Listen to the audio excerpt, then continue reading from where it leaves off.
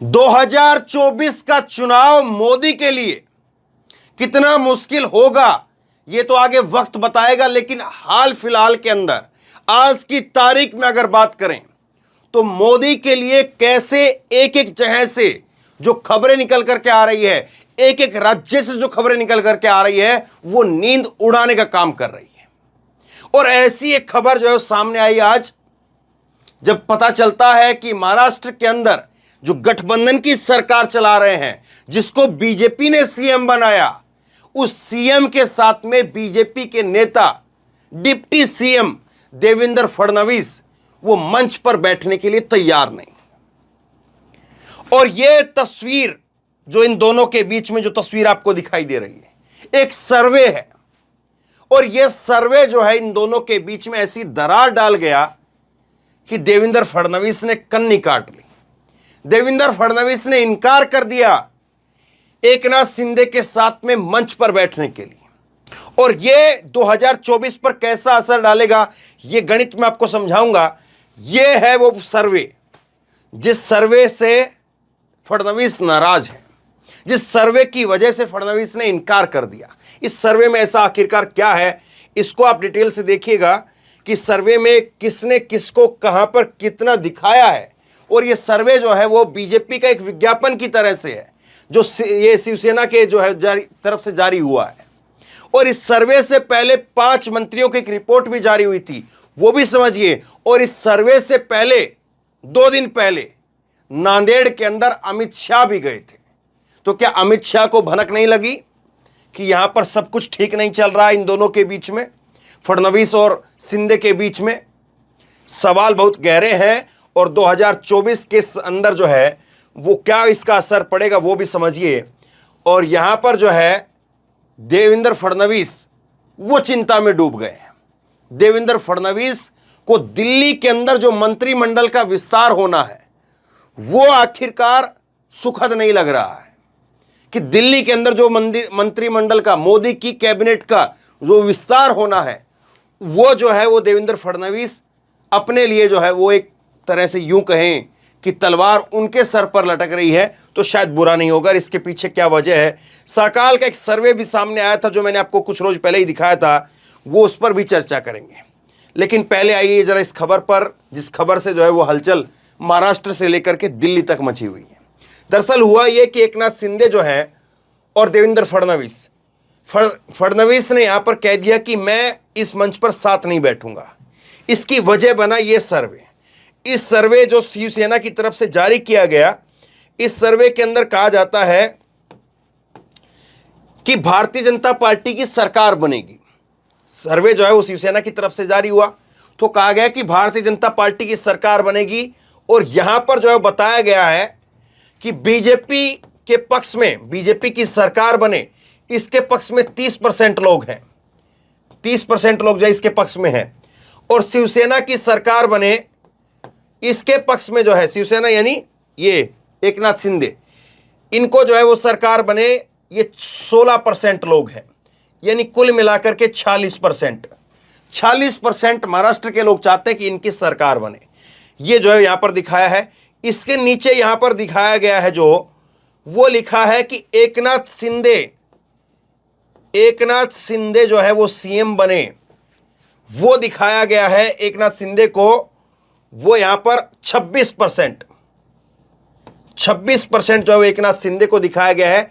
और देवेंद्र फडणवीस को दिखाया गया 23%। ये हो गया 49%।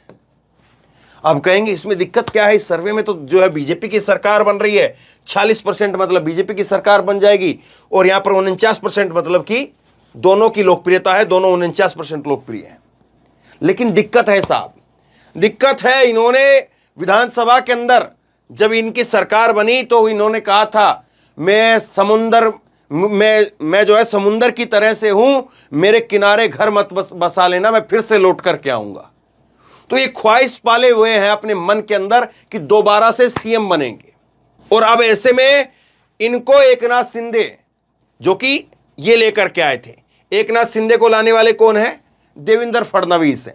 देवेंद्र फडणवीस को एकनाथ शिंदे की शिवसेना जो है वो सर्वे निकालती है और उसमें उन्हीं को नीचे दिखा देती है। देवेंद्र फडणवीस को 23%, उन्हीं को नीचे दिखा दिया। अब चिंता होनी तो लाजमी है, इसीलिए कह दिया मंच साझा नहीं करेंगे। लेकिन चिंता यहीं पर खत्म नहीं हुई। हालांकि देखिए इस पोस्टर में एक चीज और है, और ये जो ये यहां पर लिखा हुआ है इसका हिंदी अनुवाद है, देश में मोदी महाराष्ट्र में शिंदे। एक तो परसेंटेज में डाउन दिखाया और दूसरा अपना नाम भी चमका रहे हो हेडलाइन में लगा करके, ऐसा कैसे?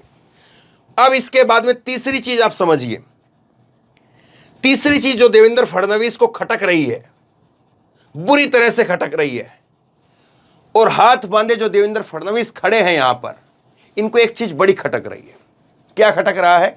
खटक रहा है कि दिल्ली के अंदर कैबिनेट का विस्तार होना है, नरेंद्र मोदी की कैबिनेट का विस्तार होना है, और कहीं ऐसा ना हो कि यहां शिंदे के साथ यारी निभाने के चक्कर में मुझको दिल्ली बुला ले कि देखो तुम्हारा रास्ता साफ कर दिया शिंदे साहब, फडणवीस को दिल्ली बुला लिया है, अब तुम शांत बैठ जाओ, शांत बैठ करके आराम से चीजें तय कर लेते हैं। हुआ ये कि 22 सीटों पर यहां पर ये शिंदे ने जो है वो 22 सीटों के ऊपर कह दिया कि हम चुनाव लड़ेंगे। टोटल 48 सीटें हैं, 48 सीटें हैं और 22 सीटों पर चुनाव लड़ने का ऐलान कर दिया।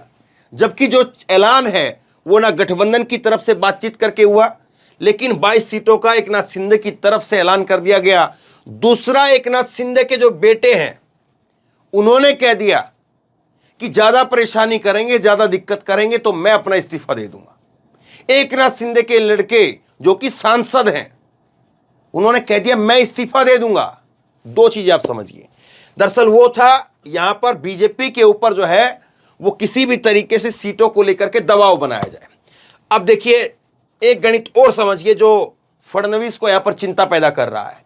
फडणवीस को गणित जो चिंता पैदा कर रहा है वो ये है, 2014 की अगर बात करें तो 48 में से 42 सीट वो बीजेपी गठबंधन जीता था, जिसमें बीजेपी और शिवसेना थी। 2019 की अगर बात करेंगे तो 2019 में 48 में से 41 सीट जो है वो बीजेपी गठबंधन जीता था, बीजेपी प्लस। ये बीजेपी प्लस कौन सा था? ये बीजेपी प्लस था जो कि उस वक्त में जब इनके साथ में उद्धव ठाकरे थे, वो वाली शिवसेना थी। अब इन शिवसेना का क्या हाल रहेगा वो मैं आपको आगे दिखाऊंगा। लेकिन ये आप देखिए, ये जो गणित है वो आपको बहुत कुछ हैरान करने वाला है कि अगर ये सूरत जो है वो पैदा हो रही है तो देवेंद्र फडणवीस इस बात को समझ रहे हैं कि अगर ऐसा कुछ हुआ तो नरेंद्र मोदी को पता है कि वो अपनी एक सीट नहीं छोड़ेंगे। नरेंद्र मोदी जो है सीट के मामले में कंपैरिजन नहीं करेंगे। और मत भूलिए यूपी के बाद सबसे बड़ा सूबा जो है महाराष्ट्र है, और अगर यूपी में एक तरफ जो है वो योगी आदित्यनाथ के साथ में तालमेल बनाना है तो यहां पर महाराष्ट्र के अंदर एक राज्य ऐसा है, क्योंकि उससे नीचे तो पूरा सुनामी है, सफा है। उससे नीचे तो कर्नाटक से अब थोड़ा और नीचे उतर जाइए, कर्नाटक के बाद में तो कुछ है ही नहीं, पूरी झाड़ू लगी हुई है वहां पर बीजेपी के लिए। कहीं शून्य है तो कहीं 2 है, कहीं 1 है, कहीं 1 भी नहीं है, ऐसी हालत है। अब देखिए यहां पर जो है वो देवेंद्र फडणवीस की दिक्कत ये है या उनकी चिंता ये है कि औरंगजेब की औलादें, औरंगजेब की फोटो, औरंगजेब के स्टेटस, ये कह करके तो भाषण जो है वो ये देते हैं कि औरंगजेब की इतनी औलादें कहां से पैदा हो गई, इनका असली मालिक कौन है। तो औरंगजेब औरंगजेब औरंगजेब औरंगजेब, वो तो बयानबाजी कर रहा कौन? मैं। लेकिन सीटों के लिए कहीं ऐसा ना हो मोदी जी मुझे ही जो है कुर्बान कर दें। अब आइए दूसरी बात पर, चौथी बात पर। यह सर्वे जो है सकाल का सर्वे, अब इस सर्वे, ये जो सर्वे है ये इस सर्वे को लेकर के बीजेपी के खिलाफ सर्वे है, लेकिन इस सर्वे को लेकर के देवेंद्र फडणवीस घूम रहे हैं। इस सर्वे को लेकर के देवेंद्र फडणवीस इस बात को लेकर के घूम रहे हैं। ये यहां पर आप देख रहे हैं 5%, ये 5% जो है वो शिवसेना का है।